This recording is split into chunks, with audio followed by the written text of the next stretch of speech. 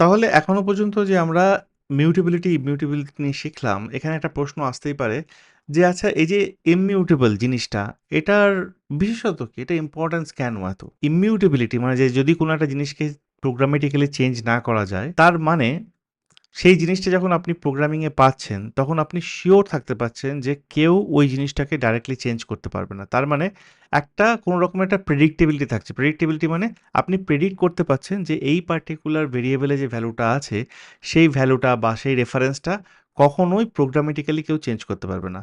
কেউ হয়তো নতুন একটা কপি ক্রিয়েট করতে পারে। আমরা একটু পরে দেখব কপি ক্রিয়েট করার ব্যাপারটা। নতুন একটা কপি ক্রিয়েট করতে পারে। কিন্তু কখনোই অরিজিনাল যে জিনিসটা আছে সেটাকে সে চেঞ্জ করতে পারবে না। যদি সেটাকে সে চেঞ্জ না করতে পারে, তাহলে আমি প্রেডিক্ট করতে পারবো যে বাই মিস্টেক প্রোগ্রামেটিক্যালি কখনোই সেই জিনিসটা চেঞ্জ হবে না। যারা আপনারা রিয়্যাক্টে প্রোগ্রামিং করছেন, যারা রিয়্যাক্টে স্টেট নিয়ে অলরেডি কাজ করছেন, তারা জানেন যে কেন আমরা স্টেটকে ইমিউটেবল রাখি। তার কারণ প্রত্যেকটা টাইমে সেটা অবজেক্ট হোক আর অ্যারে হোক, যদি একটা স্টেট চেঞ্জ হয়, আমাদের নতুন একটা রেফারেন্স, নতুন একটা কপি ক্রিয়েট করে তবেই স্টেট আপডেট করতে হয়। তার কারণ বাই ডিফল্ট অবজেক্ট এবং অ্যারে মিউটেবল। আর আমরা যদি ডাইরেক্টলি কোনো স্টেটকে চেঞ্জ করি, তাহলে সেই স্টেট চেঞ্জের প্রেডিক্টেবিলিটি একদমই নষ্ট হয়ে যাবে। কে কোথা থেকে এসে একটা কম্পোনেন্টের স্টেট চেঞ্জ করে দিচ্ছে, সেটাকে ট্র্যাক করতে করতে আপনার ডিবাগিং করতে করতেই আপনার সময় অনেকটা চলে যাবে। সেক্ষেত্রে by default React as a library আপনাদের এই পাওয়ারটা দেয় যে আপনারা যখনই স্টেট চেঞ্জ করবেন, তখন ইমিউটেবলি স্টেটটাকে চেঞ্জ করুন। যে অরিজিনাল যে স্টেট সেটা কখনোই আপনি চেঞ্জ করবেন না। বরং একটা নতুন কপি তৈরি করে তারপরে আপনি স্টেটটাকে চেঞ্জ করুন। যাতে প্রত্যেকটা রেফারেন্স যে ১ম এ আপনার স্টেটের যে রেফারেন্স ছিল এবং পরে স্টেটের যে রেফারেন্স, প্রত্যেকটা রেফারেন্সকে আলাদা, আলাদাভাবে ট্র্যাক করা যায় এবং সেটা আপনার ডিবাগিং এর ক্ষেত্রেও যথেষ্টভাবে হেল্পফুল। তো এইজন্য ইমিউটেবিলিটি, মিউটেবিলিটি এই ফ্যাক্টরগুলো খুবই কাজে লাগে। আচ্ছা আমরা এগিয়ে যাই। আমরা বুঝলাম যে ইমিউটেবিলিটি, মিউটেবিলিটি কি? আমরা বুঝলাম প্রিমিটিভ কেন ইমিউটেবল, আমরা বুঝলাম যে অ্যারেজ এবং অবজেক্টস বাই ডিফল্ট কেন মিউটেবল। এবং আমরা এটাও বুঝলাম যে কীভাবে বোঝা যায় যে একটা পার্টিকুলার অবজেক্ট এক্সটেন্সিবল কিনা, মানে সেই অবজেক্টটাতে কোনো কিছু অ্যাড করা যেতে পারে বা এডিট করা যেতে পারে বা কোনো কিছু ডিলিট করা যেতে পারে, রাইট? এই জিনিসটা আমরা বুঝেছি। এবারে আমরা কিছু কিছু জিনিস নিয়ে কাজ করব যে এই যে অবজেক্টটা তো এক্সটেন্সিবল, আমরা কীভাবে ঠেকাতে পারি যে আমরা অবজেক্টটাকে এক্সটেন্সিবল করব না? যদি সেটাকে ঠেকাতে হয়, আমরা আবার ইউজার অবজেক্টটা নিয়ে কাজ করি। আমাদের কাছে ইউজার অবজেক্টটা তো এখনো অ্যালাইভ। এই যে সেই ইউজার অবজেক্ট জন ডো। তাহলে আমরা এবার করতে পারি অবজেক্ট ডট আরেকটি মেথড আছে, সেটার নাম হলো প্রিভেন্ট এক্সটেনশনস। তো এই যে প্রিভেন্ট এক্সটেনশনস, এটার মাধ্যমে যদি আমরা সেই অবজেক্টটাকে পাঠিয়ে দিই, তাহলে কিন্তু এই পার্টিকুলার অবজেক্টটা আর এক্সটেন্সিবল হবে না। এইবারে যদি সেই পুরনো মেথডটাই আমি আবার ট্রাই করি যে অবজেক্ট ডট ইজ এক্সটেন্সিবল, যেটা আমরা কিছুক্ষণ আগে ট্রু পেয়েছিলাম ইউজার অবজেক্টের ক্ষেত্রে, এবার আমরা পাবো ফলস। আচ্ছা, এক্সটেন্সিবল এই জিনিসটা মানে কি? আর প্রিভেন্ট এক্সটেন্সিবল এই জিনিসটা মানে কি? আমরা যখন প্রিভেন্ট এক্সটেন্সিবল করছি, তখন আপনি একটা নতুন প্রপার্টি এই পার্টিকুলার অবজেক্টের জন্য ক্রিয়েট করতে পারবেন না। কিন্তু আপনি একটা প্রপার্টি যেটা এক্সিস্টিং প্রপার্টি সেটাকে আপডেট করতে পারবেন বা একটা এক্সিস্টিং প্রপার্টিকে ডিলিট করতে পারবেন। ঠিক আছে?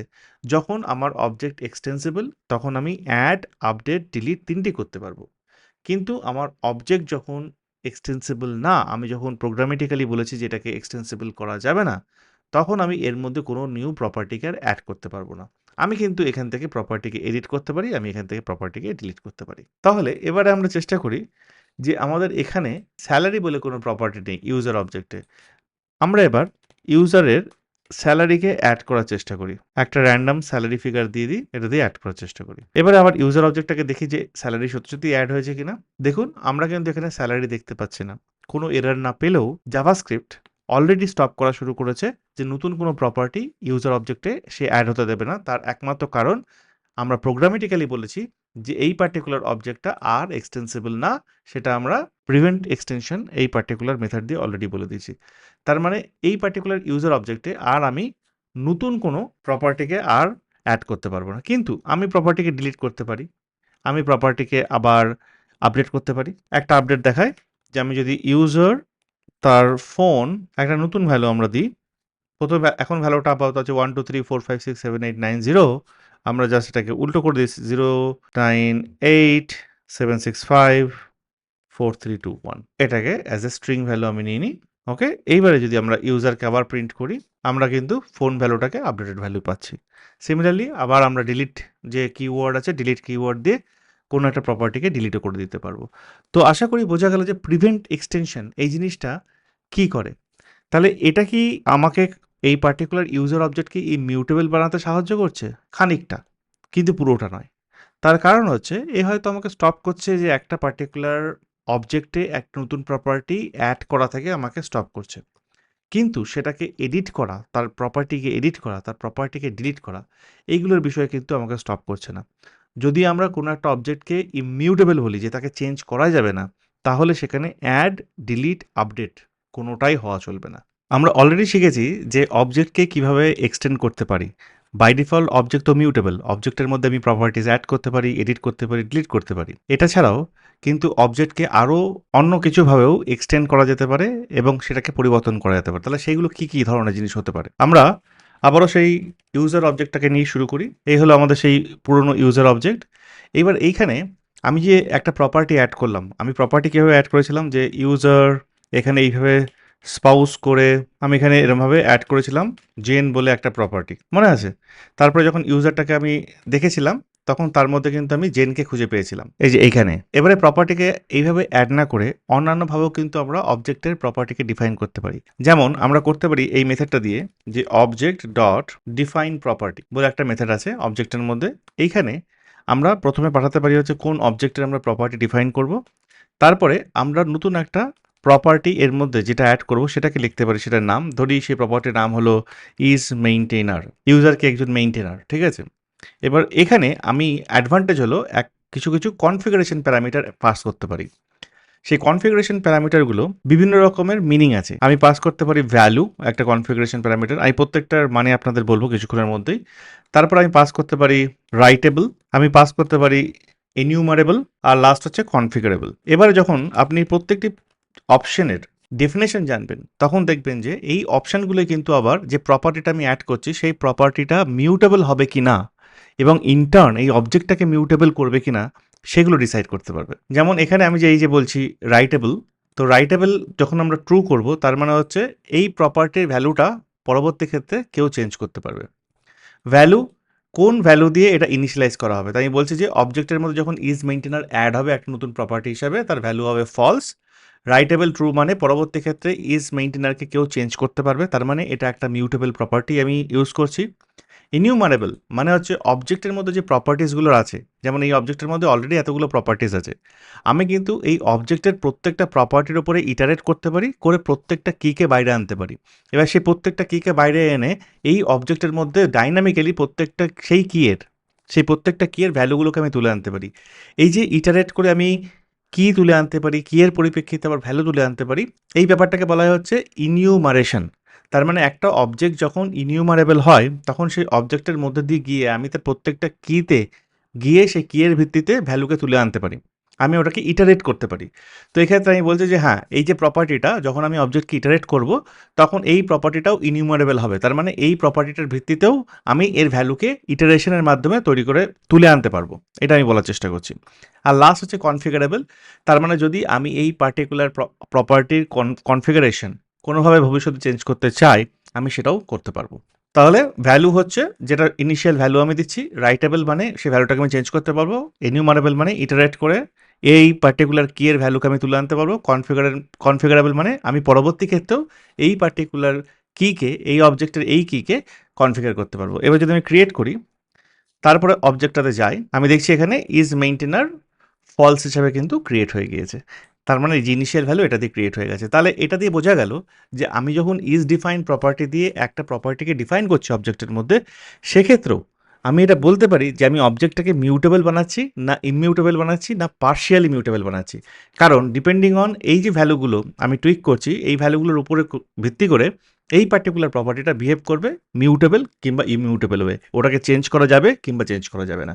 আশা করি এই একটা এক্সটেনশন প্রসেস আপনাদের পরিষ্কার হলো। আরেকটি উপায় যেখানে আপনি অবজেক্টকে এক্সটেন্ড করতে পারেন সেটা হলো অবজেক্টের অ্যাসাইন বলে আরেকটা স্ট্যাটিক ফাংশন থাকে বা স্ট্যাটিক মেথড থাকে, তার মাধ্যমে কিন্তু আমরা একটা এক্সিস্টিং অবজেক্ট থেকে এক্সটেন্ড করে আরেকটা অবজেক্ট বানাতে পারি। যেমন ধরুন আমার কাছে আমি নিলাম একটা কনস্ট অবজেক্ট, এবার এর মধ্যে আমি রাখতে পারি নেম, তারপর অ্যাড্রেস, সে ব্যাঙ্গালোর। এবার আমি করতে পারি যে কনস্ট কপি ওবিজি ইকুয়ালস টু একটা এমটি অবজেক্ট এবং অবজেক্ট ডট অ্যাসাইন, এখানে প্রথমে রাখবো হচ্ছে টার্গেট, সেটা হচ্ছে কপি অবজেক্ট, কোন পার্টিকুলার অবজেক্টে আমি এক্সটেন্ড করছি, কমা দ্য সোর্স যেখান থেকে আমি এক্সটেন্ড করছি। এবার যদি আমি কপি ওবিজেকে প্রিন্ট করাই, আমি দেখব এটা কিন্তু এক্স্যাক্ট এই যে পার্টিকুলার ওবিজে এর এক্স্যাক্ট কপি। এখানে অ্যাড্রেস ব্যাঙ্গালোর নেম তাপস, এখানে অ্যাড্রেস ব্যাঙ্গালোর নেম তাপস। এখানে যদি এমন কিছু থাকতো যে এই কপি অবিজের মধ্যে অলরেডি নেম আছে, মানে ধরুন কপি অবিজের মধ্যে নেম কোলান অ্যালেক্স আছে, তাহলে যদি আমি এটাকে এক্সিকিউট করতাম তাহলে এর অ্যালেক্স নেমটা তাপস নেম দিয়ে ওভাররাইড হয়ে যেত। ঠিক আছে, অবজেক্ট অ্যাসাইন এভাবে কাজ করে। আচ্ছা, এবারে যদি আমি করি এই টেস্টটা যে কপি ওবিজে কি ওবিজের সাথে ইকুয়াল, এটা কখনো ইকুয়াল হবে না, তার কারণ হচ্ছে দুটো সম্পূর্ণ ডিফারেন্ট রেফারেন্সেস। কিন্তু এক্ষেত্রে যে জিনিসটা আমরা করেছি যে একটা যদি আমার কাছে সোর্স কোনো একটা অবজেক্ট থাকে, সেই পার্টিকুলার সোর্স অবজেক্টে যদি আমি একটা কপি বানাতে চাই, তাহলে অবজেক্ট ডট অ্যাসাইন দিয়ে আমরা কিন্তু এই কপিটা বানাতে পারি। ঠিক আছে, আবারও এই সেম জিনিসটাই আমরা স্প্রেড অপারেটর দিয়েও করতে পারি। যেমন আমরা করতে পারি const new obj copy equals to curly braces then the spread operator, and তারপর আমরা দিতে পারি ওবিজে। এক্ষেত্রেও নিউ ওবিজে কপি যেটা বেরোবে সেটা কিন্তু এক্স্যাক্টলি এই ওবিজেরই কপি হবে। এবং এক্ষেত্রেও আমরা যদি করি নিউ ওবিজে কপি, যদিও তার ভ্যালুটা দেখছেন এক, কিন্তু তাদের রেফারেন্সেস একদমই আলাদা, তার কারণ হচ্ছে সে দুটো কমপ্লিটলি নিউ অবজেক্টস। বোঝা গেল?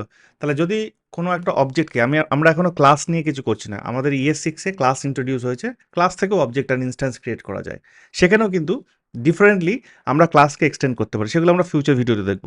কিন্তু যদি আমরা পিওর লিটারাল অবজেক্টের কথা বলি, তাহলে যদি অবজেক্টকে একটা থেকে আরেকটা এক্সটেন্ড করতে হয়, তাহলে কী করতে পারি আমরা, যে আমরা প্রপার্টিজ অ্যাড করতে পারি তার মধ্যে, সেটা আমরা ডিফাইন প্রপার্টি দিয়ে করতে পারি, কিংবা ডাইরেক্টলি লিটারালি অ্যাড করতে পারি, যেটা আমরা প্রথমে দেখেছিলাম যেখানে আমরা স্পাউস অ্যাড করেছিলাম। কিংবা আমরা যদি চাই যে সেই পার্টিকুলার অবজেক্টকে আমরা ডাইরেক্টলি মিউটেট করব না, আমরা কোনোভাবে পার্টিকুলার অবজেক্টটাকে ডাইরেক্টলি চেঞ্জ করব না, তাহলে সেই পার্টিকুলার অবজেক্টের আমরা একটা নতুন কপি বানিয়ে নিতে পারি, যাতে আমরা ওই নতুন কপির ওপরে কিন্তু কাজ করতে পারি, নতুন কপিতে আমরা মিউটেট করতে পারি। সেই জন্য কপি বানানোর জন্য আমরা অবজেক্ট ডট অ্যাসাইন এই পার্টিকুলার মেথডটাকে ইউজ করতে পারি, কিংবা আমরা স্প্রেড অপারেটর এইভাবে এটাকে ইউজ করতে পারি। এতে অ্যাডভান্টেজ কী হবে, এবারে যদি আমি নিউ ওবিজে কপি এইখানে একটা নতুন প্রপার্টি অ্যাড করি, ধরুন is married equals to true, তাহলে এবারে যদি আমি নিউ ওবিজে কপি দেখি, তাহলে আমি এর মধ্যে দেখব যে নেম আর অ্যাড্রেস তো আগে ছিল, এর সাথে নতুন একটা প্রপার্টিও অ্যাড হয়েছে যেটার নাম হচ্ছে ইজ ম্যারিড ট্রু। কিন্তু আমি যদি এবার ওবিজেটাকে গিয়ে দেখি, ওবিজের মধ্যে কিন্তু এই পার্টিকুলার প্রপার্টি অ্যাড হয়নি, তাহলে এই ক্ষেত্রে ওবিজেকে আমি ইমিউটেবল বানিয়েছি। তার মানে ওবিজে কখনোই চেঞ্জ হবে না, তার কারণ ওবিজের একটা কপি বানিয়ে আমি তার মধ্যে আমার যে সমস্ত চেঞ্জগুলো সেই সমস্ত চেঞ্জগুলো করছি। আবার আমি ফিরে যাব রিয়াক্টের স্টেট হ্যান্ডলিং নিয়ে। রিয়াক্টের স্টেট হ্যান্ডলিংয়ে কিন্তু আমরা এক্স্যাক্টলি সেম জিনিসটাই করি, যে আমাদের কাছে যদি কোনো একটা স্টেট ভ্যালু থাকে, সেটা যদি অবজেক্ট বা অ্যারে হয়, তাহলে সেটার একটা আমরা কপি তৈরি করি, কপি তৈরি করে তার উপরে আমরা আপডেট করি, তার উপরে আপডেট করে সেটার মেথড দিয়ে আমরা স্টেটটাকে আপডেট করি রিয়াক্টে, যাতে রিয়াক্ট বুঝতে পারে পরিষ্কারভাবে যে অন্য একটা রেফারেন্স আমার কাছে আসছে, এটা একটা জিনিসের কপি, তার রেফারেন্স আমার কাছে আসছে, এক্স্যাক্ট যে অবজেক্টটা সেম অবজেক্টের রেফারেন্স আমার কাছে আসছে না। আর যখনই সে রেফারেন্সের মধ্যে একটা ডিপ পাবে, তখনই কিন্তু সে ভাববে যে স্টেটটা চেঞ্জ হয়েছে এবং রিরেন্ডার করবে। তাহলে ইমিউটেবিলিটি ওই জায়গাতে কতটাভাবে কাজে লাগছে। আরও একটা জিনিস রিয়াক্টের ক্ষেত্রেই বলে রাখি, যারা রিয়াক্ট নিয়ে কাজ করছেন, যে রিয়াক্টের ক্ষেত্রে প্রপসটাও কিন্তু ইমিউটেবল, প্রপস আর রিড অনলি। রিয়াক্টের ক্ষেত্রে আপনাকে প্রপস সবসময় রিড অনলি রাখতে হবে, প্রপস কখনো ডাইরেক্টলি আপনি চেঞ্জ করবেন না। সেই জন্য আমরা ডিরাইভ স্টেট করি, যে একটা প্রপস পেলাম, প্রপস থেকে একটা স্টেটকে আমরা নতুন স্টেটকে ডিরাইভ করতে পারি, নতুন স্টেটকে ক্রিয়েট করতে পারি, কখনোই প্রপসকে আমরা ডাইরেক্টলি মিউটেট করি না। প্রপসটা যদি একটা প্রিমিটিভ ভ্যালু হয়, সেক্ষেত্রে যদি আমরা অন্য কোনো ভ্যালু অ্যাসাইন করি, অটোমেটিক্যালি জাভাস্ক্রিপ্ট ওটাকে টেক কেয়ার করবে, নতুন ভ্যালুকে ক্রিয়েট করবে, বিকজ আমরা জানি যে primitive value by default immutable. কিন্তু অবজেক্টস আর অ্যারেস এগুলো যেহেতু বাই ডিফল্ট ইমিউটেবল না, বাই ডিফল্ট আমরা দেখলাম এতগুলো এক্সারসাইজ দিয়ে যে সেগুলোকে চেঞ্জ করা যায়, সেই জন্য আমাদের এক্সট্রা কাজটা করতে হবে, যে সেই পার্টিকুলার অবজেক্টের একটা কপি তৈরি করতে হবে, বা সেই পার্টিকুলার অবজেক্টের বা সেই পার্টিকুলার অ্যারের একটা কপি তৈরি করতে হবে, এবং সেই কপির উপরে আমাদের কাজ করতে হবে। আমরা কখনোই ডাইরেক্টলি স্টেট এবং প্রপস এই দুটো জিনিসকে চেঞ্জ করার চেষ্টা করব না রিয়াক্টের ক্ষেত্রে। আশা করি যারা রিয়াক্ট নিয়ে কাজ করছেন তারা এখন ইমিউটেবিলিটির সাথে রিয়াক্টকে কানেক্ট করতে পারছেন। জাভাস্ক্রিপ্টে আমরা কখন বলবো যে দুটো অবজেক্ট ইকুয়াল? এই যে জিনিসটা এটা কিন্তু সব কিছুর মূলে আছে, কারণ এইটা যদি আমরা ভালো করে শিখতে পারি এবং পুরো ব্রেনের মধ্যে ঢুকিয়ে নিতে পারি, তাহলে যখনই আমরা মিউটেবিলিটি, ইমিউটেবিলিটি, স্পেশালি অবজেক্ট আর অ্যারের ক্ষেত্রে বলবো, তখন জিনিসগুলো হ্যান্ডেল করতে এবং ডিবাগ করতে খুব আমাদের সুবিধা হবে। তো এই জিনিসটাকে ছোট্ট জিনিস, খুব বোঝা সোজা, কিন্তু একটু ফোকাস করুন বুঝতে পারবেন। ধরুন আমি একটা ক্রিয়েট করি হচ্ছে অবজেক্ট, সিম্পল এ একটা অবজেক্ট, আমি আর একটা অবজেক্ট ক্রিয়েট করি বি। আমরা কি এ আর বি এই দুটো জিনিসকে ইকুয়াল বলবো এখন? এই দুটো জিনিসকে আমরা কখনোই ইকুয়াল বলবো না, কারণ আমরা হাজারবার এটা নিয়ে জেনে এসেছি যে এ মেমরিতে একটা লোকেশনকে পয়েন্ট করে, যেই লোকেশনে এই এমটি অবজেক্টটা আছে। বি মেমরিতে আর একটা লোকেশনকে পয়েন্ট করে, যেই লোকেশনে এই এমটি অবজেক্টটা আছে। দুটো অবজেক্ট এমটি একই দেখতে হলেও তারা মেমোরির ডিফারেন্ট ডিফারেন্ট লোকেশনে আছে, এবং এ একটা মেমোরি লোকেশনে পয়েন্ট করছে, বি আর একটা মেমোরি লোকেশনে পয়েন্ট করছে। সেই কারণে আমরা কখনোই যখন এ ইকুয়ালস টু বি করবো, আমরা ট্রু পাবো না, আমরা সবসময় ফলসই পাবো। কারণ এ যখন জাভাস্ক্রিপ্ট তার ভ্যালুকে রিট্রিভ করবে, ও ডাইরেক্টলি কিন্তু এই এমটি অবজেক্টকে রিট্রিভ করে না। ও রিট্রিভ করে কোন মেমোরি লোকেশনে এ পয়েন্ট করছে, সেই পার্টিকুলার মেমোরি লোকেশনের অ্যাড্রেস। বি এর ক্ষেত্রে ব্যাপারটা সেম হবে। তো যখন এ স্ট্রিক্ট ইকুয়ালস বি হবে, সেই ক্ষেত্রে কিন্তু ওই দুটো মেমোরি লোকেশনের অ্যাড্রেসের মধ্যে ম্যাচ হবে, সেই মেমোরি লোকেশনে যে ভ্যালুটা স্টোর আছে তার মধ্যে ম্যাচ হবে না। তো যেহেতু এ এখন একটা মেমোরি লোকেশনে পয়েন্ট করছে, বি আরেকটা মেমোরি লোকেশনে পয়েন্ট করছে, ওদের মধ্যে যখন আমরা স্ট্রিক্ট ইকুয়ালিটি অপারেটর দিয়ে ইকুয়াল করার চেষ্টা করছি, তখন আমরা অফকোর্স ফলস পাবো। ততক্ষণ পর্যন্ত ফলস পাবো যতক্ষণ পর্যন্ত আমরা বিকে এতে অ্যাসাইন করছি না। এবার যখন আমরা বিতে এ কে অ্যাসাইন করছি, মানে এ ইকুয়ালস টু বি, একটা equals to assignment operator JavaScript, right? তার মানে ডান দিকের যে জিনিসটা আছে সেই জিনিসটা বাম দিকের জিনিসে গিয়ে অ্যাসাইন হয়ে যায়। আমরা যদি এই কাজটা করি, এখানে কি আমরা ভ্যালু অ্যাসাইন করছি না আমরা ভ্যালু অ্যাসাইন করছি না, আবারও মাথায় রাখতে হবে। এক্ষেত্রে আমরা আবার রেফারেন্সকে অ্যাসাইন করছি।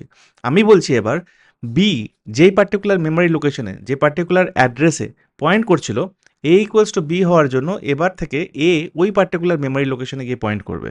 এইবারে যদি আমি এ ইকুয়ালস বি করি, আমি কিন্তু পাবো ট্রু। তার কারণ এখন এ আর বি দুটোই একটা মেমোরি লোকেশনে গিয়ে পয়েন্ট করছে। ঠিক আছে, এটা হচ্ছে রেফারেন্সের খেলা। সেম জিনিসটাকে যদি একটু গ্রাফিক্যালি বুঝতে চাই, এই ধরে নিলাম এ এর ব্যাপার, এটা একটা মেমোরি লোকেশনে আছে, এই পার্টিকুলার জিনিসটা স্টোর আছে, এবং এ এইখানে পয়েন্ট করছে। ঠিক আছে, সিমিলারলি সেম জিনিসটা যদি আমরা দেখি, বি আরেকটা মেমোরি লোকেশনে, যেখানে এই পার্টিকুলার এমটি অবজেক্টটা আছে, ওখানে পয়েন্ট করছে। তাহলে এ ইকুয়ালস টু যখন আমরা এটা করছি এই জিনিসটা হচ্ছে, বি ইকুয়ালস টু যখন আমরা এমটি অবজেক্ট করছি তখন এই জিনিসটা হচ্ছে। ঠিক আছে, কখনোই কিন্তু ভ্যালু সেম হলেও, এই দুটো ভ্যালু সেম হলেও তাদের রেফারেন্স আলাদা, এটা মনে রাখতে হবে। রেফারেন্স মানে হচ্ছে যে মেমোরি অ্যাড্রেসে এটা পয়েন্ট করছে সেটাকে বলা হয় রেফারেন্স। মাথার মধ্যে একদম গুলে ঢুকিয়ে নিন, এটা খুব ইম্পর্ট্যান্ট।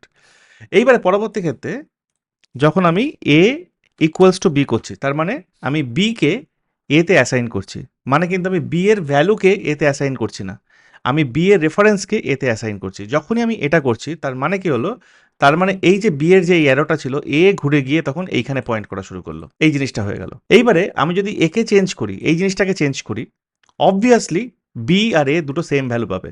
তো চলে যায় আমরা যদি আমাদের কোডে একবার, এবারে আমি যদি A dot name equals to Tapas করি, তাহলে এর মধ্যে তো তাপস আছেই। এবার যদি আমি বিকে প্রিন্ট করাই, বি এর মধ্যে আমি দেখবো তাপস আছে। ঠিক আছে, তাহলে কখন আমরা বলবো যে দুটো অবজেক্ট ইকুয়াল? আমরা তখনই বলবো দুটো অবজেক্ট ইকুয়াল যখন তারা একই রেফারেন্সকে পয়েন্ট করছে। তাদের ভ্যালু যদি ইকুয়াল হয়, মানে এর ভ্যালু এই ছিল, এর ভ্যালু এই ছিল, দুটো এমটি অবজেক্ট, সেক্ষেত্রেও কিন্তু আমরা ইকুয়াল বলতে পারি না যতক্ষণ না পর্যন্ত আমরা equality operator, strict equality operator দিয়ে চেক করে কনভিন্স হব যে সেই স্ট্রিক্ট ইকুয়ালিটি অপারেটর আমাদের ট্রু রিটার্ন করছে। অলরাইট, মিউটেবিলিটি ইমিউটেবিলিটির ক্ষেত্রে কেন এই জিনিসটা এতভাবে প্রযোজ্য? তার কারণ স্ট্রিক্ট ইকুয়ালিটি অপারেটর ছাড়া অবজেক্ট আমাদের আরেকটা বিউটিফুল মেথড দেয়, যেটার নাম হচ্ছে ইজ। এই পার্টিকুলার মেথডে যদি আমরা এবার এ কমা বি কে পাস করাই, আমরা অফকোর্স ট্রু পাবো। তার কারণ object dot is strict equality অপারেটরের মতো আরেকটা ওয়ে, যেটা ভ্যালিডেট করে যে এ আর বি দুটোই সেম রেফারেন্সকে পয়েন্ট করছে কিনা।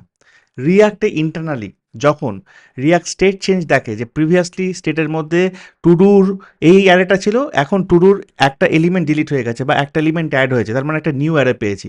ওই যে পুরোনো অ্যারে আর এই যে নিউ অ্যারে, এর মধ্যে কিন্তু ভ্যালুর কোনো রকম ডিফারেন্স হয় না ভার্চুয়াল ডম আপডেট করার জন্য, রেফারেন্সের ডিফারেন্স হয়। সেই রেফারেন্সের ডিফারেন্সটা হয় কিন্তু অ্যাকচুয়ালি অবজেক্ট ডট ইজ এই পার্টিকুলার মেথডটার মাধ্যমে। এইখানেই কিন্তু রিয়াক্টও বুঝতে পারে যে অ্যাকচুয়ালি একে মিউটেট করা হয়েছে না এর একটা কপিকে ক্রিয়েট করে তাকে মিউটেট করা হয়েছে। এবার ওই কপিটা আর এ যেটা আগের ভ্যালু ছিল ওই দুটোর মধ্যে আমি এবার একটু কম্পেয়ার করে দেখি, যদি অবজেক্ট ডট ইজ দিয়ে আমি ট্রু পাই তার মানে হচ্ছে ওই দুটো ইকুয়াল, আমাকে স্টেট কোনোভাবে আপডেট করতে হবে না, আমাকে রিরেন্ডার করতে হবে না। যদি আমি ইকুয়াল না পাই তাহলে আমার স্টেট চেঞ্জ হয়েছে, এবার আমি গিয়ে রিরেন্ডার করব। তো ইন্টারনালি জাভাস্ক্রিপ্টের উপরে কতটা রিলায়েবল আমাদের যে লাইব্রেরি বা ফ্রেমওয়ার্কগুলো এবং সেগুলো জাভাস্ক্রিপ্টের এই সমস্ত এপিআইগুলোকে কীভাবে ইউজ করে এটা জানার জন্য যে দুটো অবজেক্ট ইকুয়াল কিনা এটাকে বোঝানোর জন্য কিন্তু আমি এই জিনিসটাকে দেখিয়ে দিলাম আপনাদের। অ্যারেজের ক্ষেত্রেও ব্যাপারটা এক্স্যাক্টলি সেম, আমরা সেমভাবে এটাকে কম্পিউট করতে পারি। এখনও পর্যন্ত আমরা অবজেক্ট ডট প্রিভেন্ট এক্সটেনশনস এই পার্টিকুলার মেথডটা দিয়ে জানতে পেরেছি যে কীভাবে আমরা পার্টিকুলার অবজেক্টকে এক্সটেন্ড হওয়া থেকে বাঁচাবো যাতে আমরা ইমিউটেবিলিটিকে অ্যাচিভ করতে পারি। কিন্তু এক্ষেত্রে একটা যে প্রবলেম আমরা পেয়েছিলাম যে এটা করলেও এটা শুধুমাত্র প্রপার্টির অ্যাডিশনটাকে আটকায়, কিন্তু সেটা ডিলিশন বা আপডেশন এই জিনিসটাকে কিন্তু সে আটকায় না।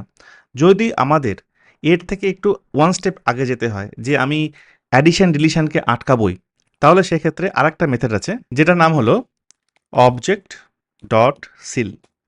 তো আমি যদি এবার অবজেক্ট ডট সিল করি এবং তার মধ্যে যদি এ কে ঢুকিয়ে দিই, এ যেটা আমি একটু আগে ক্রিয়েট করেছি যার মধ্যে এখন নেম তাপস আছে, তাহলে কি হবে এবার এই অবজেক্টটাকে আমি সিল করে দিচ্ছি। সিল করা মানে আমরা যেরকম জানি একটা সিল লাগিয়ে দিই, এখানে যখন আমরা সিল লাগিয়ে দেবো এখানে দুটো জিনিস হবে। সেটা হচ্ছে আমি যদি এবার A dot address equals to Bangalore করি, এবার যদি একে প্রিন্ট করি আমি দেখবো না ব্যাঙ্গালোর তো ঢোকেনি, শুধু নেমই আছে, তার মানে অ্যাডিশন নট অ্যালাউড। যেমন আমরা প্রিভেন্ট এক্সটেনশন করেছি ওখানেও অ্যাডিশন নট অ্যালাউড, এক্ষেত্রেও অ্যাডিশন নট অ্যালাউড। এবার যদি আমি নেমকে চেঞ্জ করতে চাই, আমি যদি করতে চাই A dot name equals to Alex, আবারও যদি আমি একে প্রিন্ট করি আমি দেখছি যে আপডেশন হয়ে যাচ্ছে, তার মানে অ্যাডিশন নট অ্যালাউ কিন্তু আপডেশন হয়ে যাচ্ছে। আমি কি এবার ডিলিট করতে পারি? আমি যদি করি ডিলিট এ ডট নেম, এবার যদি আবার একে প্রিন্ট করি দেখছি এর নেমটা অ্যালেক্সি আছে, যে নেমটা আমি চেঞ্জ করেছি এই পার্টিকুলার প্রপার্টি কিন্তু ডিলিট হয়নি। তার মানে যখন আমি সিল নিয়ে কাজ করব এটা মাথায় রাখতে হবে সব সময়, তখন অ্যাড অ্যান্ড ডিলিট এই দুটো জিনিস নট অ্যালাউড, কিন্তু সিলের ক্ষেত্রে প্রপার্টির আপডেট কিন্তু অ্যালাউড। ঠিক আছে? তাহলে প্রিভেন্ট এক্সটেনশনসের ক্ষেত্রে আমরা দেখেছি যে addition property addition not allowed, কিন্তু এডিট আর ডিলিট এই দুটো জিনিস অ্যালাউ ছিল। সিলের ক্ষেত্রে আমরা এক স্টেপ এগোলাম যে এখানে অ্যাড আর ডিলিট এই দুটো জিনিস অ্যালাউ না, কিন্তু তুমি কোনো এক্সিস্টিং প্রপার্টি থাকলে সেটাকে স্টিল আপডেট করতে পারো যদি তুমি অবজেক্টটাকে সিল করো। তাহলে ইমিউটেবিলিটি আমাকে আর একটা ধাপ এগিয়ে নিয়ে গেল এক্ষেত্রে, যেখানে আমি ইভেন অ্যাড আর ডিলিট এই দুটো অপারেশনকে প্রোটেক্ট করতে পারি। এবার আপনি ভাববেন যে আচ্ছা এতে লাভ কী হলো? আগে তো প্রিভেন্ট এক্সটেনশন দিয়ে আমি আটকাচ্ছিলাম, কিন্তু এডিটার ডিলিট তো পুরোপুরি খোলা ছিল, তার মানে পুরো ইমিউটেবিলিটি আমি অ্যাচিভ করিনি। আবার এক্ষেত্রে সিলের ক্ষেত্রে দেখছি অ্যাড আর ডিলিটটাকে আমি বন্ধ করেছি কিন্তু আপডেট তো অ্যালাউ হচ্ছে, তাহলে সেক্ষেত্রে পুরো ইমিউটেবিলিটি আমি অ্যাচিভ করলাম না, কারণ আমি তো আপডেট করতে পারছি। হ্যাঁ, অফকোর্স আপনি পারছেন এবং আমরা করতে পারছি না, তার কারণ হচ্ছে JavaScript as a programming language জানে না যে আপনি কী ধরনের ইউজ কেস আপনার প্রোগ্রামে সলভ করতে চলেছেন। হয়তো কোনো ইউজ কেসে আপনার এরকম হতে পারে যে শুধু আপনার অ্যাডটাকে আটকাতে হবে, কিন্তু আপনার ডিলিট আর আপডেটটা খোলা থাকতে হবে। কোনো ক্ষেত্রে প্রজেক্টে আপনার ডিম্যান্ড আছে যে এই অবজেক্টের বা এই অ্যাডের অ্যাড আর ডিলিট এই দুটোকে আটকাতে হবে, কিন্তু আপডেটটা হয়তো খোলা থাকতে হবে। যদি আপনার এরকম ইউজ কেস থাকে তাহলে সেক্ষেত্রে আপনি সিল ব্যবহার করতে পারেন। যদি ইউজ কেস এরকম থাকে যে শুধুমাত্র অ্যাডকে আটকাতে হবে, সেক্ষেত্রে আপনি প্রিভেন্ট এক্সটেনশন দিয়ে সেই অবজেক্ট বা অ্যারেকে প্রিভেন্ট করতে পারেন। সেটা আপনার ইউজ কেসের উপর ডিপেন্ড করবে। তাহলে এমন কি কিছু আছে যেটা দিয়ে আমরা পুরোপুরি সব কিছু আটকে দিতে পারি, যেমন অ্যাড ডিলিট আপডেট কোনোটাই হবে না? এটা কি পসিবল? হ্যাঁ, এটা কিন্তু ডেফিনেটলি পসিবল, কারণ আরেকটা মেথড আমাদের কাছে আছে অবজেক্ট যেটা দেয় সেটার নাম হচ্ছে ফ্রিজ। ফ্রিজ এমন একটা মেথড যেটা অবজেক্টকে কমপ্লিটলি ফ্রোজেন করে দেয়। ফ্রোজেন মানে বরফ করে দেবে, মানে এরকমভাবে আটকে থাকবে যে নড়ানড়ির কোনো ব্যাপার নেই। তো ওইটা যদি হয় তাহলে সেক্ষেত্রে কিন্তু আপনি অবজেক্টের মধ্যে কোনো প্রপার্টিকে অ্যাড করতে পারবেন না, কোনো প্রপার্টিকে ডিলিট করতে পারবেন না, ইনফ্যাক্ট কোনো প্রপার্টিকে আপডেটও করতে পারবেন না। এবারে আমরা একটা নতুন অবজেক্টে ক্রিয়েট করে নিই, আমাদের সেই ইউজার অবজেক্ট। এই অবজেক্টটাকে আমরা ফ্রেজ করতে পারবো এইভাবে যে const frozen user equals to object dot fridge. দেখুন মেথডটা আছে, এখানে আমরা ইউজারকে ঢুকিয়ে দিলাম। এইবারে আমি যে ফ্রোজেন ইউজার পেলাম তার মধ্যে আমরা কি করতে পারি? আমরা কিন্তু এবার দেখতে পারি যে এই যে ফ্রোজেন ইউজার আমরা পেয়েছি এটা ইউজারের সাথে সমান কিনা। দেখুন এটা ট্রু, তার মানে ফ্রিজ একটা মেথড অবজেক্টের মধ্যে যে একটা নতুন যে কিন্তু কোনো সময় একটা নতুন রেফারেন্সকে রিটার্ন করে না। আপনি যে ইউজারটাকে পাঠিয়েছেন সেই ইউজারটাকেই ও কিন্তু ফ্রিজ করে ওর রেফারেন্স এই ইউজারের রেফারেন্সই আপনাকে রিটার্ন করছে। সেই জন্য আমরা যখন frozen user triple equals user করছি দুটো পাচ্ছি ট্রু, কারণ একই অবজেক্টকে একই মেমোরি লোকেশনে পয়েন্ট করছে। এবার আমি যদি ফ্রোজেন ইউজারকে চেঞ্জ করতে যাই বা ইউজারকে চেঞ্জ করতে যাই, দুটো ক্ষেত্রে ব্যাপার কিন্তু একই। তাহলে এবার আমি ইউজার ডট পাউস যদি করি এবং এখানে যদি আমি অ্যাড করার চেষ্টা করি জেনকে, এবার যদি ইউজারকে গিয়ে দেখি আর একবার, আমি কিন্তু দেখবো যে জেন এখানে অ্যাড হয়নি, তার মানে অ্যাডিশন নট পসিবল। এবার আমি জিপকে চেঞ্জ করার চেষ্টা করি, ইউজার ডট জিপ, এই জায়গাতে আমি দিই একটা নতুন জিপ ভ্যালু। এবার যদি আমি ইউজারকে আরেকবার ইন্সপেক্ট করি, প্রথমে ছিল 1 2 3 4 5, আমি একটা নাম্বার দিয়ে রিপ্লেস করার চেষ্টা করছি, কিন্তু এখনো 1 2 3 4 5 আছে। এবার আমি ডিলিট করি ইউজার ডট পাসওয়ার্ড। এবারে যদি আমি দেখছি যে রিটার্ন করছে ফলস, তার মানে ডিলিট হয়নি, ঠিক আছে। এবারে যদি আমি আবার ইউজারকে গিয়ে প্রিন্ট করি, আমি কিন্তু দেখব যে এর পাসওয়ার্ড আগের মতনই আছে, কোনোভাবে চেঞ্জ হয়নি। তার মানে আমার কাছে এখন একটা ফ্রোজেন অবজেক্ট আছে, যেই অবজেক্টে অ্যাডিশন, ডিলিশন, আপডেশন কোনোটাই অ্যাবসোলুটলি নট পসিবল। এইবারে যে জিনিসটা আমরা শিখবো সেটা হচ্ছে যে এই যে ফ্রিজিংটা হচ্ছে, মানে আমি কোনো কিছু মিউটেট করতে পারছি না, আমি কমপ্লিটলি একটা ইমিউটেবল অবজেক্ট বানিয়ে ফেলেছি, কিন্তু এর সাথে একটা প্রবলেম আছে। সেই প্রবলেমটা হচ্ছে এই যে ফ্রিজিং যেটা হচ্ছে সেটাকে আমরা বলি শ্যালো ফ্রিজিং। শ্যালো ফ্রিজিংয়ের অর্থ হলো যে একটা অবজেক্টের টপ লেভেল যে সমস্ত প্রপার্টিসগুলো আছে, ফ্রিজ মেথড শুধুমাত্র সেই সমস্ত প্রপার্টিসগুলোকেই ফ্রিজ করতে পারে। সে কখনোই যদি কোনো নেস্টেড অবজেক্ট থাকে, যেমন আমি বলেছিলাম যে একটা কি এর ভ্যালু কিন্তু আবার একটা অবজেক্ট কিংবা অ্যারে হতে পারে, সেইটা যদি হয় সেক্ষেত্রে কিন্তু সে নেস্টেড অবজেক্টকে ডাইরেক্টলি ফ্রিজ করতে পারে না ফ্রিজ মেথড দিয়ে। আমরা একটা এক্সাম্পল দিয়ে ওটাকে শিখি এবং তারপরে জানবো যদি আমাদের ডিপ ফ্রিজিং করতে হয়। ডিপ ফ্রিজিং মানে যতই নেস্টেড একটা অবজেক্ট থাকুক, প্রত্যেকটা প্রপার্টিসকে আমি ফ্রিজ করে দেবো, যাতে অবজেক্টটা কোনোভাবেই মিউটেড হবে না, অবজেক্টটা কোনোভাবেই চেঞ্জ হবে না, তার প্রপার্টিসকে আপডেট, এডিট, ডিলিট কিছু করা যাবে না, সেটা কীভাবে করতে হয়। এবারে আমরা আরেকটি অবজেক্ট নিই, একটা কনফিগারেশন অবজেক্ট। যে কনফিগারেশন অবজেক্টের মধ্যে আমার ডিবি আছে, পোস্টগ্রেসকিউএল, হোস্টের একটা হোস্ট নেম আছে, পাসওয়ার্ড আছে, একটা পোর্ট আছে এবং অ্যাডমিন, এই পার্টিকুলার ডেটাবেসের যে অ্যাডমিন তার কিছু ডিটেলস আছে, যেমন তার নাম কি, তার কী রাইটস আছে, সে ক্রিয়েট করতে পারে, আপডেট করতে পারে, ডিলিট করতে পারে। তো এই ধরুন একটা ডেটাবেসের কনফিগারেশন অবজেক্ট আমার কাছে আছে। এবার এই অবজেক্টটাকে আমি ফ্রিজ করতে চাইছি, তার মানে আমি করতে পারি অবজেক্ট ডট ফ্রিজ এবং এখানে আমি পাস করে দিতে পারি এই কনফিগ অবজেক্টকে। তাহলে হয়ে গেল কনফিগ অবজেক্ট ফ্রোজেন অবজেক্ট, তাই তো। এইবারে যদি আমি কনফিগ ডট ডিবি এই জিনিসটাকে ওরাকেল করার চেষ্টা করি বা মাই এসকিউএল করার চেষ্টা করি পোস্টগ্রে থেকে, সেক্ষেত্রে আমি যদি আবার কনফিগকে প্রিন্ট করি, আমি দেখবো কনফিগ কিন্তু এখনো পর্যন্ত পোস্টগ্রে এসকিউএলই আছে। তার মানে ফ্রিজিংয়ের যে ব্যাপারটা, ফ্রোজেন অবজেক্টের যে ব্যাপারটা, সেই জিনিসটা কিন্তু অলরেডি বজায় আছে, মানে এটা আমরা আপডেট করতে পারছি না, আমরা অ্যাড করতে পারছি না। যদি আপডেটটা ডিলিট করতে চাই দেখবো সেটাও হবে না। কিন্তু এইবারে যদি আমি config dot admin dot name change করে অ্যালেক্স করে দিই, এইবারে মজাটা দেখুন। এইবারে যদি আমি কনফিগকে একবার প্রিন্ট করি, আপনারা দেখবেন যে এই অ্যাডমিনের নেম কিন্তু এবার চেঞ্জ হয়ে তাপস থেকে অ্যালেক্স হয়ে গিয়েছে। এইটা মজার ব্যাপার। তার মানে আমি যে ফ্রিজিংটা করছি এটা শুধু অ্যাপ্লিকেবল এই যে ফার্স্ট লেভেল প্রপার্টিসের জন্য, কিন্তু যদি নেস্টেড প্রপার্টিস থাকে, মানে নেস্টেড অবজেক্ট থাকে, যে কোনো একটা প্রপার্টির ভ্যালু যদি অবজেক্ট, তাহলে সেই পার্টিকুলার অবজেক্টটা কিন্তু এখানে ফ্রিজিং হচ্ছে না। তো এই জিনিসটাকে মাথায় রেখে আমাদের কিন্তু ডিপ ফ্রিজিংয়ের কথা ভাবতে হবে, যে আমাদের এমন কিছু করতে হবে যাতে করে একটা অবজেক্টকে যদি আমরা পাস করি, তার মধ্যে যত খুশি নেস্টেড অবজেক্ট থাক, সমস্ত লেয়ারে গিয়ে এই ফ্রিজিংটা হয়ে যাবে। তো সেই জন্য আমরা যে মেথডটাকে নেব সেই মেথডটাকে বলা হয় ফাংশনাল প্রোগ্রামিংয়ের ক্ষেত্রে রিকারশন। রিকারশন কাকে বলে? যখন একটা ফাংশন নিজেকেই বারবার বারবার কল করতে থাকে। তার মানে আমরা এমন একটা ফাংশন এখন লিখতে পারি যেই ফাংশনটাতে যে কোনো অবজেক্ট যদি আমরা পাস করি, তাহলে সে তো ওই অবজেক্টের প্রত্যেকটা কিকে ফ্রিজ করবেই ফ্রিজ মেথড দিয়ে। তাছাড়াও দেখবে যে ওই পার্টিকুলার অবজেক্টের কির কোনো একটা ভ্যালু আবার অবজেক্ট কিনা, তাহলে গিয়ে আবার সেটাকেও গিয়ে ফ্রিজ করবে। তাহলে আমরা রিকারশন দিয়ে এই জিনিসটাকে করতে পারি। চলুন আমরা ওই ফাংশনটা একবার লিখে দিই। তো জন্য করি লেট ডিপ ফ্রিজ।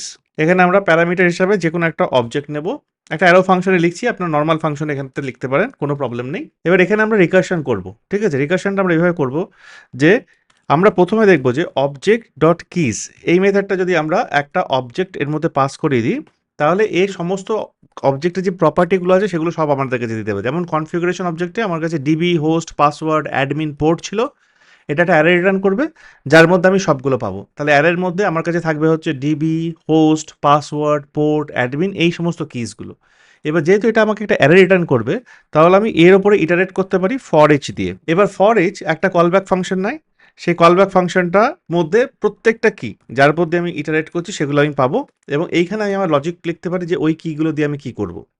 এখানে আমি চেক করতে পারি ইফ ওই পার্টিকুলার কি এর জন্য অবজেক্টের মধ্যে আমি যে ভ্যালুটা পাচ্ছি সেই পার্টিকুলার ভ্যালুর যে টাইপ সেইটা আবার অবজেক্ট কিনা। সেইটা যদি অবজেক্ট হয় তাহলে আমি আবার এই যে ডিপ ফ্রিজ যে মেথড আমি বানিয়েছি সেটাকেই কল করব অবজেক্ট এই কিটাকে পাস করে। ঠিক আছে, তার মানে আমি করছি কি প্রত্যেকটা কিকে তুলছি, প্রত্যেকটা কির জন্য তার ভ্যালুকে তুলছি এই জায়গাতে, এবং ভ্যালুকে তুলে চেক করছি যে সেই ভ্যালুর টাইপ কি, সেটা যদি আবার অবজেক্ট হয় তাহলে সেই ভ্যালুটাকে তুলে আমি আবার ডিপ ফ্রিজ কল করছি। তারপর ডিপ ফ্রিজ আবার কল হবে ওই ভ্যালুটার জন্য, যদি অবজেক্ট হয় তাহলে আবার এটা ঘুরবে, কিন্তু যদি অবজেক্ট না হয় তাহলে সেটাকে তো আমাকে ফ্রোজেন করতে হবে, সেটাকে তো আমার ফ্রিজ করতে হবে। সেই জন্য সবশেষে আমি কল করব অবজেক্ট ডট ফ্রিজ ওবিজে। তাহলে এই হলো আমার ফাংশনটা আরেকবার বুঝে নিই। একটা রিকারশন ফাংশন ডিপ ফ্রিজ, যেটা একটা অবজেক্ট নিচ্ছে এবং চেক করছে যে যদি অবজেক্টটার মধ্যে এমন কোনো প্রপার্টি আছে যার ভ্যালু আবার অবজেক্ট কিনা, সেটা এইখানে চেক হচ্ছে। যদি সেটা হয় তাহলে তার ভ্যালুটা তুলে আবার ডিপ ফ্রিজকে কল করা হচ্ছে। তার মানে ডিপ ফ্রিজের মধ্যে আবার সেই নেস্টেড অবজেক্টে যাচ্ছে, সেই নেস্টেড অবজেক্টের মধ্যে আবার চেক করছে যে তার মধ্যে কোনো প্রপার্টি আছে কিনা যার ভ্যালু অবজেক্ট। যদি হয় তাহলে আবার এটাকে কল হচ্ছে। এইবারে যতক্ষণ কল হয়ে থাকছে প্রত্যেকটা কলের ক্ষেত্রে কিন্তু এই যে ওবিজে পাস হচ্ছে, যে অবজেক্টটা পাস হচ্ছে সেটাকে আমরা অবজেক্ট ডট ফ্রিজ দিয়ে ফ্রিজ করছি। তার মানে সেটা প্রথম লেভেলের অবজেক্ট হোক বা নেস্টেড অবজেক্ট হোক, একটা অবজেক্টের হায়ারার্কির মধ্যে সব কিছু ফ্রোজেন হয়ে যাচ্ছে। এইবারে যদি এই মেথডটাকে ডিফাইন করার পরে এই ডিপ ফ্রিজের মধ্যে আমাদের সেই কনফিগকে যদি আমরা পাস করি, ওকে, এবার আমাদের কনফিগ কি আছে, কনফিগ এখনো পর্যন্ত এই আছে। তাহলে প্রথমে আমরা চেষ্টা করি যে কনফিগ ডট ডিবিকে ওরাকেল দিয়ে চেঞ্জ করতে, যেটা আগেও হচ্ছিল না। আমি আশা করছি যে এখন ডিপ ফ্রিজের সাথেও সেটা হবে না। ওকে, এখনো পর্যন্ত ডিবি পোস্টগ্রেসকিউএলই আছে, কিন্তু কনফিগের মধ্যে অ্যাডমিনের নেম আমি চেঞ্জ করে দিয়েছিলাম অ্যালেক্সে। এইবার আমি অ্যাডমিনের নেমটাকে চেঞ্জ করার চেষ্টা করি, config dot admin dot name আমি চেঞ্জ করে এবার করে দিই বব। দেখুন এবার কি হয়। এইবার যদি আমি আবার কনফিগকে প্রিন্ট করি এখানে এবং তার অ্যাডমিনে গিয়ে দেখি, আমি কিন্তু নেমটা অ্যালেক্সি পাচ্ছি, চেঞ্জ হয়ে এবার কিন্তু বব হয়নি। তার মানে এই যে নেস্টেড একটা অবজেক্ট, এটাকে কিন্তু আমি এইবারে ইমিউটেবল বানিয়ে ফেলেছি। আচ্ছা, এবারে প্রশ্ন আসতে পারে যখন আমি ইমিউটেবল বানিয়ে ফেলেছি আমি কি আবার এটাকে আনফ্রিজ করতে পারি যাতে এটা মিউটেবল হয়ে যায়? না, এটা কিন্তু আমি করতে পারি না। মানে জাভাস্ক্রিপ্ট ডাইরেক্টলি আমাকে কোনোভাবে কোনো উপায় দেয় না যে একবার একটা অবজেক্টকে ফ্রিজ করার পরে আমি সেটাকে আবার আনফ্রিজ করতে পারবো। তো যেহেতু জাভাস্ক্রিপ্টে একবার একটা অবজেক্টকে যখন আমরা ফ্রিজ করে ফেলি সেটাকে আনফ্রিজ করা আর সম্ভব নয়, অ্যাটলিস্ট স্ট্রেট ফরওয়ার্ড ওয়ে তো সম্ভবই নয়। কিছু কিছু হ্যাক আছে, কিছু কিছু এনপিএমও আছে যেগুলো এই হ্যাকগুলোকে ইন্টারনালি ইউজ করে। যদি আমাকে এরকম করতে হয় যে এই ক্ষেত্রে কনফিগের যে ভ্যালু আছে তার ডেটাবেস ভ্যালু আছে পোস্টগ্রেসকিউএল, আমি যদি কোনোভাবে ওরাকেল করতে চাই, অনলি উপায় হবে হচ্ছে আমি কনফিগ ক্লোন বলে আরেকটা নতুন অবজেক্ট ক্রিয়েট করতে পারি, এবং সেক্ষেত্রে আমি এইভাবে স্প্রেড করতে পারি হচ্ছে কনফিগকে। এবারে আমরা যদি করি যে কনফিগ ক্লোন যেটা আমরা বানালাম, এটা কি কনফিগের সাথে সেম? কখনোই সেম হবে না, কারণ হচ্ছে নতুন অবজেক্ট।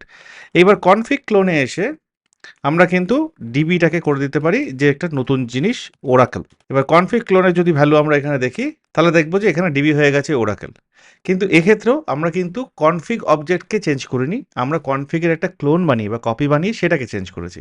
তো এটাই মাথায় রাখতে হবে যে একবার যখন আমরা ফ্রিজ করে ফেলি কোনো একটা অবজেক্টকে, সেটাকে কিন্তু আমরা আনফ্রিজ কোনোভাবে করতে পারি না। এই যে ফ্রিজিংয়ের ব্যাপারটা, এটা কিন্তু শুধু অবজেক্ট এটার জন্য না, অ্যারের ক্ষেত্রেও হয়। আমরা একটা অ্যারে নিতে পারি যেটাকে আমরা বলতে পারি যে হিউম্যান সেন্সেস, যে আমাদের যতগুলো ইন্দ্রিয় আছে, touch, sight, hearing, smell, taste, এগুলো চেঞ্জ হয় না। তো সেই জন্য আমরা এই অ্যারেটাকে ফ্রিজ করতে পারি। সেই কারণে আমরা করতে পারি অবজেক্ট ডট ফ্রিজ, এইবারে এখানে করলাম হিউম্যান সেন্সেস। ঠিক আছে, এইবারে যদি আমরা হিউম্যান সেন্সেসে গিয়ে একটা নতুন কোনো সেন্স অ্যাড করতে চাই, মানে একটা নতুন এলিমেন্ট এখানে আমি পুশ করতে চাই, বললাম যে ওয়াকিংও একটা সেন্স, এরকম করে আমরা পুশ করতে চাইছি, আমরা এটাকে মিউটেট করতে চাইছি। আমি কিন্তু সাথে সাথে এরার পাবো যে cannot add property object is not extensible, কারণ হচ্ছে অবজেক্টটাকে আমি অলরেডি ফ্রিজ করে ফেলেছি। এখানে অবজেক্ট কোথায়? এখানে অবজেক্টটা হচ্ছে অ্যারেটা, কারণ আমরা দেখেছি যে জাভাস্ক্রিপ্টে অ্যারেও একটা অবজেক্ট। আচ্ছা, লাস্ট যে জিনিসটা আমরা জানবো সেটা হচ্ছে যে কোনো একটা অবজেক্ট বা অ্যারেকে যখন আমরা ফ্রিজ করে ফেলি বা কোনো একটা অবজেক্ট বা অ্যারেকে যখন আমরা সিল করে ফেলি, তখন আমরা কি চেক করতে পারি যে অবজেক্ট বা অ্যারেটা অলরেডি একটা ফ্রোজেন অবজেক্ট কিনা বা সিলড অবজেক্ট কিনা? পারি। সেক্ষেত্রে অবজেক্ট ডট ইজ ফ্রোজেন বলে একটা মেথড আছে, এখানে যদি আমরা আমাদের কনফিগ অবজেক্টকে পাঠাই এ কিন্তু ট্রু দেবে, তার মানে কনফিগ অবজেক্টটা একটা ফ্রোজেন অবজেক্ট।